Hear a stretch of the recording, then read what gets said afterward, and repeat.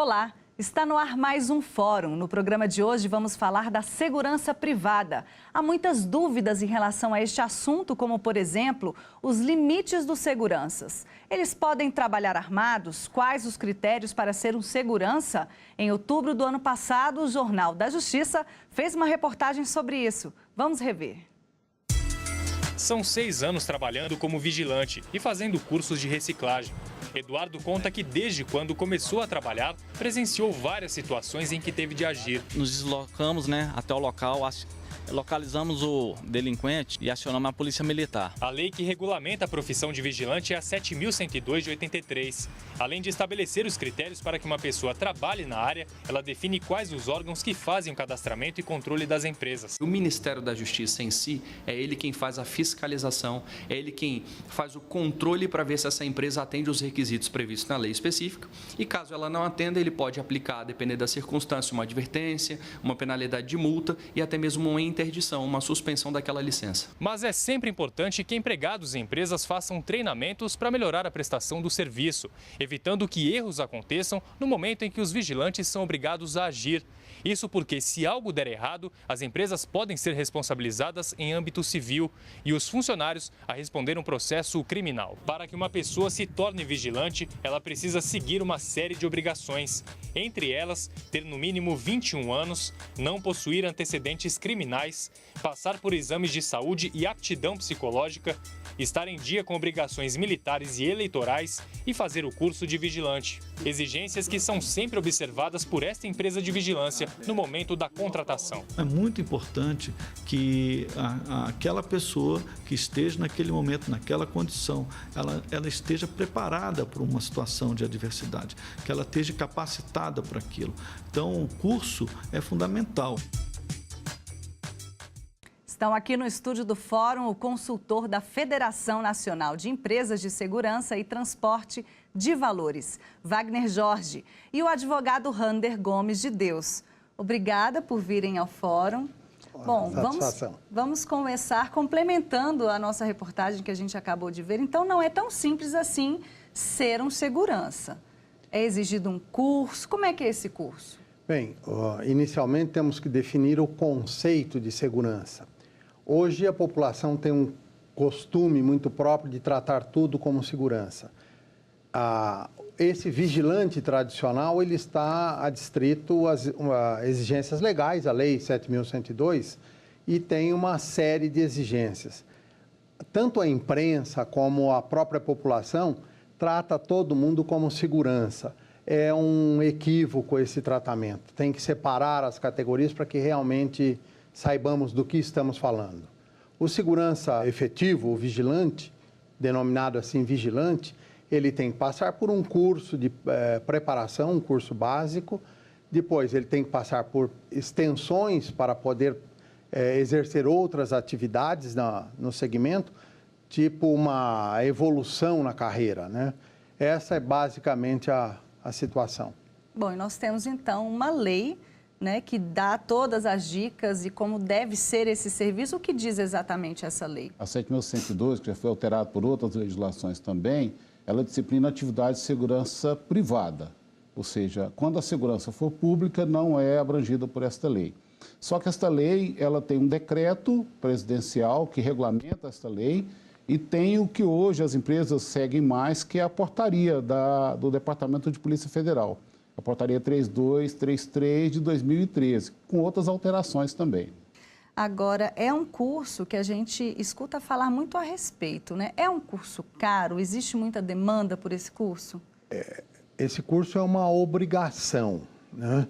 Portanto, ele tem independente do que seja o custo, se quer ser vigilante, a empresa de vigilância tem que patrocinar o seu trabalhador esse curso. O que acontece é que alguns que querem entrar na atividade se preparam antes para depois buscar. Não é um curso caro, mas hoje, a circunstância geral da economia tem afastado um pouco os novos vigilantes que queiram se preparar previamente. Essa habilitação, por ser uma exigência, a empresa de segurança faz toda essa gestão de tempo, esse negócio. Tem que acontecer a cada 2 anos no mínimo, né? E tem que ter os cursos de extensão também. Se quiser fazer transporte de valores, se quiser fazer a segurança pessoal, que é popularmente conhecido como guarda-costa, né? Ele tem que fazer uma extensão para isso, uma especialização, ou a escolta de cargas, o transporte de cargas, cada uma com sua particularidade. O curso de formação já chama-se curso básico, né? Que é para meramente a atividade patrimonial, a entrada no segmento.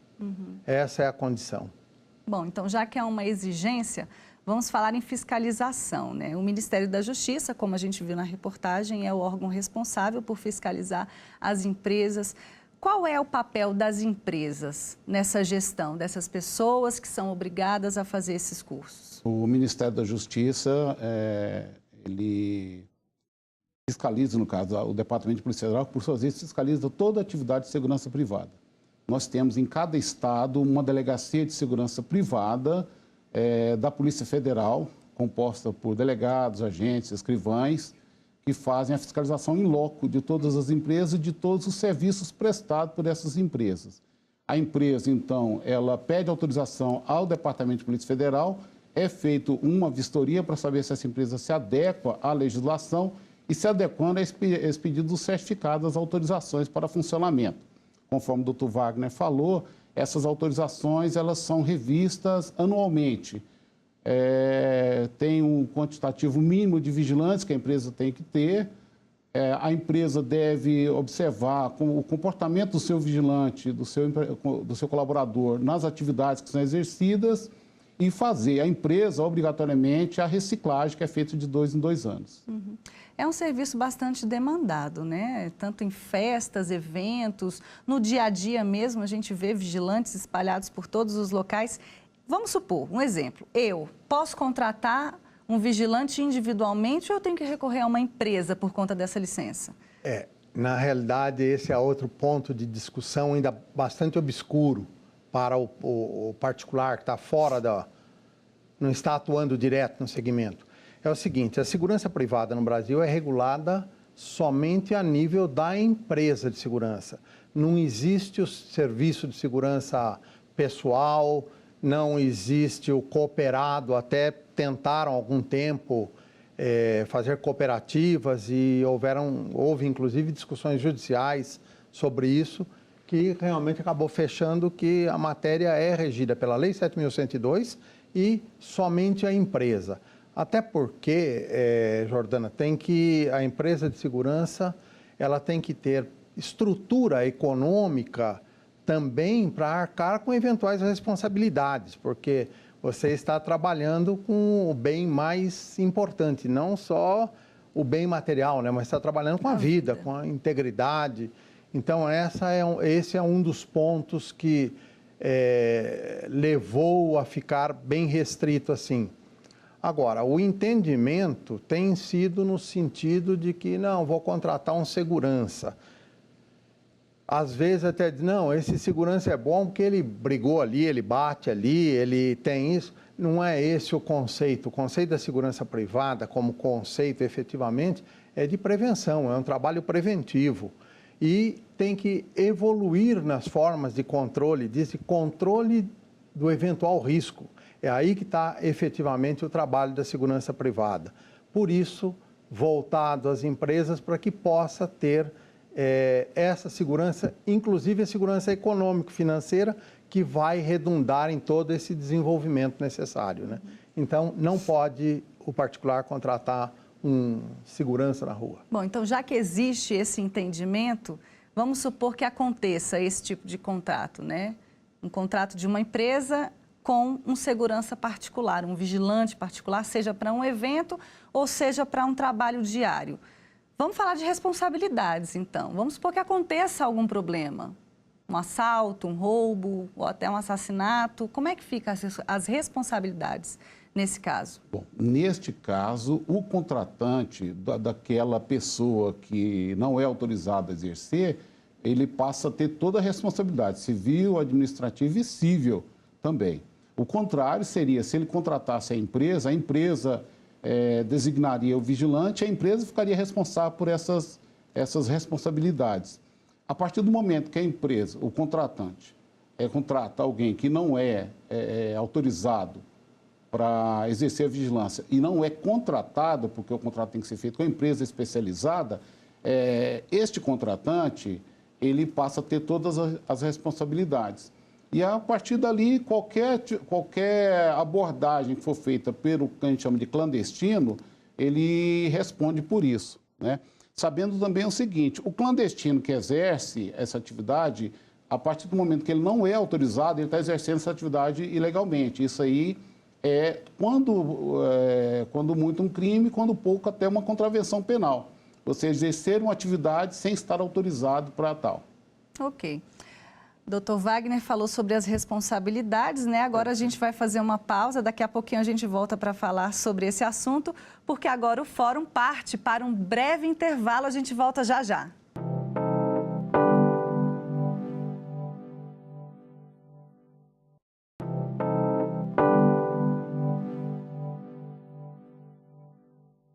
O Fórum está de volta, vamos continuar com um bate-papo sobre segurança particular.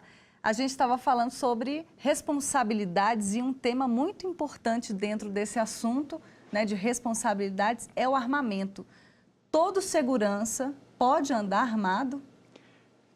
Na realidade, todo vigilante, para chegar à condição de vigilante, ele é pré-habilitado ao uso de armas. Ele passa por todas as exigências legais, o treinamento, a comprovação de sua habilidade para o trato e os cuidados com essa matéria. Então, teoricamente, todo vigilante, legalmente, todo vigilante é habilitado a portar uma arma. Não quer dizer que ele seja autorizado a transitar com essa arma. Existem características variáveis aí. O vigilante patrimonial, que tem um posto fixo de trabalho, por exemplo, num mercado ou numa residência, esse pode portar a arma ali naquele local de trabalho. Para isso, a empresa tem obrigações muito sérias de emissão de uma guia de transporte, um lançamento no sistema de gerenciamento eletrônico da Polícia Federal, recolhimento de uma taxa, que, diga-se de passagem, passa de R$200 para que ele possa movimentar aquela arma, para retornar para a sede a mesma coisa. Então, tem essas cautelas todas. O vigilante que pode transitar com a arma ou transitar armado é o que faz o serviço de segurança pessoal privada, o popularmente conhecido guarda-costas. Esse pode circular com a arma enquanto cuidando do protegido ou no retorno para a sede da empresa. E o pessoal que faz escolta armada, que é a proteção de cargas, bens e valores. Esses trabalham assim. E os de transporte de valores, que formam as guarnições dos carros fortes, esses, Jordana, têm uma condição mista. Eles trabalham dentro do carro forte e também, quando param, acessam os clientes para buscar os malotes. Então, tem todo um planejamento, uma logística grande, mas podem estar armados. Agora, sempre lembrando, o porte da arma é somente em serviço. Não se fala em vigilante portando a arma fora do serviço. Eu deixei o serviço e tudo, eu estou indo para casa, estou armado, eu estou no percurso do trabalho, não existe isso. É igual o Dr. Wagner falou, se ele saindo do serviço, ele sai sem a arma e sem o uniforme. Até o uniforme ele não pode transitar sem que esteja em serviço. E caso um vigilante utilize essa arma fora do serviço, o que pode acontecer com ele? Para o vigilante, ele tem as penalidades que são impostas pela empresa. A empresa tem um procedimento, a sindicância que é feita, que vai apurar a falta do vigilante e tem as penalidades para o vigilante. O interessante é que quem penaliza o vigilante é a empresa. Agora, a partir do momento que a fiscalização, no caso a Polícia Federal, detecta uma irregularidade, uma infração praticada pelo vigilante, a empresa é responsável por essa infração e a empresa é que vai responder por essa infração perante a Polícia Federal e vai pagar a penalidade, a multa, quase sempre. Só uma complementação à exposição do doutor. Hoje, após o Estatuto do Desarmamento, essa condição se tornou ainda mais agravada, porque o Estatuto do Desarmamento levou a uma responsabilidade claríssima do diretor da empresa de segurança que negligenciar um eventual cuidado. Então, tornou-se também matéria penal. Ele pode ser o dono da empresa de segurança, o diretor, o executivo, pode ser também penalizado. E o vigilante, se o fez esponte própria lá, pegou, saiu, levou para a rua porque ele quis, ele pode tomar um flagrante, inclusive uma prisão em flagrante, independente aí o alcance já é do Estatuto do Desarmamento, por isso que a gente não havia ainda tocado, mas tá numa outra lei, mas que alcança diretamente a qual também as empresas são subordinadas. Bem, nós falamos até agora de empresas que são especializadas em segurança privada, mas existem aquelas como grandes supermercados, shoppings, que têm a segurança própria. Essas empresas também são regidas por essa lei? Elas precisam seguir essa lei neste departamento em específico? Sim, são serviços de segurança orgânica. Aí então tem shoppings, supermercados, você vê muito, faculdades, aqui em Brasília tem faculdades com segurança orgânicas. As exigências são as mesmas. O que difere é que a atividade fim daquela empresa que contrata aquele vigilante é diferente de uma segurança privada. Mas ela tem o seu corpo de segurança, é feito a vistoria pela Polícia Federal da mesma forma, é feita a autorização com renovações, com exigência de custo, com penalidades e tudo mais para essa empresa de segurança orgânica. Até porque mesmo nesses casos a gente percebe profissionais armados, inclusive, né? A grande variável nesse momento é o seguinte, a segurança orgânica, o que define realmente em lei a separação é aquela que não tem como atividade principal econômica a prestação de serviços de segurança.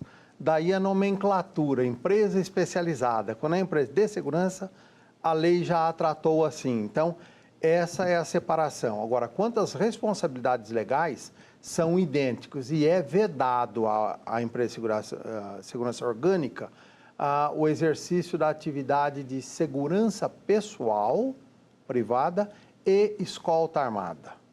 Então, porque, não sei exatamente definir o porquê, mas talvez em nível de responsabilidades a autoridade achou melhor manter restrito isso. A segurança patrimonial. Isso, ela só pode fazer a segurança patrimonial e, eventualmente, o transporte de valores. Só o próprio, não pode ser para terceiros, não pode prestar esse serviço a terceiros. Então, é uma condição para quem quer exatamente trabalhar interna corporis com o pessoal deles. E uma coisa também interessante é que a empresa de segurança privada, a atividade dela é exclusivamente segurança privada. Ela não pode exercer, inclusive as instalações delas têm que ser somente instalações próprias para segurança privada. A gente percebe também que muitos policiais efetuam esse tipo de serviço durante a folga. Isso é possível? É legal? Isso é ilegal. A nível de atividade de segurança privada é ilegal. Por quê? Porque a legislação exige que a pessoa que vai fazer segurança, primeiro, tenha um curso de formação de segurança privada, que não é o curso que o policial teve, que ele se submeta a exames de saúde, psicotécnico, as reciclagens que são feitas de 2 em 2 anos, e que ele, para prestar o serviço, ele seja contratado por uma empresa de segurança privada. Então, difere totalmente da atividade do policial. Se o policial for oferecer esse serviço para uma empresa, para um contratante, ele está fazendo de forma irregular e me parece até que ele pode ser penalizado na corporação dele. Bom, o profissional da segurança privada, ele precisa passar por reciclagens e fazer cursos específicos, como o senhor mesmo já nos contou. E a empresa? A empresa, no momento que ela adquire a licença, ela tem que renovar? Como é que funciona? Desde 1995, houve uma mudança na legislação que criou uma exigência chamada revisão anual. Agora, anualmente, ela quase que repete todas as condições da autorização inicial. Então, foi uma forma que o legislador encontrou para que compulsoriamente houvesse uma fiscalização mínima das quais as empresas não escapassem. Digamos, mesmo que ela seja uma empresa totalmente correta, nunca apareça em nenhuma, ainda assim, no mínimo uma vez por ano, será fiscalizada. Então, elas têm que manter essa condição de regularidade. Como é que o senhor enxerga hoje o mercado da segurança privada no Brasil? Os profissionais estão, de fato, preparados para atuar em locais como bancos, shoppings, enfim? Olha, essa é uma ponderação bastante interessante. Os profissionais estão preparados. Somente a observação que tem que ser feita é que essa atividade é altamente dinâmica, ela não pode parar nunca, nenhum momento. Como a gente vê, nós vemos em casa, ou no dia a dia, a criminalidade também é altamente dinâmica. Todo dia você tem notícias novas de coisas que absurdos, que nem esses dias um cidadão assaltando um carrinho de lanche com um fuzil. Nós vimos na televisão. Então, são violências que vão mudando e o tipo de crime que vai alterando. Então, aí sim, a empresa de segurança tem que estar numa mutação constante para que não perca esse nível que ela obteve. E para isso nós dependemos demais do órgão fiscalizador. O órgão que nos fiscaliza tem que acompanhar e sentir essa dificuldade nossa para entender que a gente procura evoluir, procura fazer mais para que possa fazer. Hoje existe uma entidade chamada ABCFAV, que é uma entidade que congrega os cursos de formação, as escolas de preparação. Porque apesar de a gente não ter citado, a escola de preparação também necessita de uma autorização da Polícia Federal, idêntica à empresa de segurança. Então a escola também está ali. Para que essas escolas estão aglutinadas ali para que tragam novidades, possam se desenvolver. Então, tudo gera novidades, produção maior a partir da consorcialização. Ok. Uma dúvida muito frequente é até onde vai o papel do profissional da segurança privada, para que ele não se confunda com o papel da polícia. A legislação prevê isso? A partir do momento que você lê a legislação sobre a segurança privada, você já faz essa percepção. Nós temos a segurança pública e temos a segurança privada. A segurança privada é para a proteção da pessoa e do seu patrimônio. Um exemplo claro hoje são os condomínios, né? O vigilante, a segurança, ela é feita dentro do condomínio. Ele não pode sair das catracas do condomínio. Saiu das catracas do condomínio, entrou nas ruas, já é segurança pública, Polícia Civil, Polícia Militar e as outras entidades que hoje têm guarda municipal, coisa assim, né? Mas o exercício da atividade de vigilância privada é somente no interior do estabelecimento que está contratando. Dentro do shopping, dentro do condomínio, dentro da empresa, dentro da escola. Essa observação do Dr. Hander é muito importante. Realmente é uma discussão que está também diretamente ligada à evolução da atividade. Existem conceitos. Nesse momento é que nós necessitamos muito da participação do fiscalizador para eventuais regulações mais modernas, mais liberais, visão mais ampla. Os conceitos básicos na Europa é o seguinte: a diferença de segurança privada e segurança pública é o seguinte: o que não for segurança de Estado é permitido a segurança privada. E a definição mais fina é o contrato de prestação de serviços. Não é mais tratado como nós ainda tratamos a localização. Por exemplo, a segurança do pessoal privado. Isso, a segurança, a exceção da segurança pessoal privada, a segurança patrimonial só pode ser intramuros, é um termo bastante utilizado. Por que não estar do outro lado da rua, mas fazendo a segurança daquele patrimônio ali? Então, essas discussões é que nós precisamos muito da participação dos nossos fiscalizadores, dos nossos gestores. Ok, eu agradeço os esclarecimentos dos senhores e a participação aqui no nosso programa. O fórum de hoje termina por aqui. A gente agradece ao consultor da Federação Nacional de Empresas de Segurança e Transporte de Valores, Wagner Jorge, e ao advogado Hander Gomes de Deus. Obrigado também a você que nos acompanhou aqui no programa. Assista a este e a outros programas pelo nosso site tvjustiça.jus.br. O nosso contato para sugestão, elogio ou reclamação, por exemplo, é o fórum@stf.jus.br. Tchau, até o próximo programa.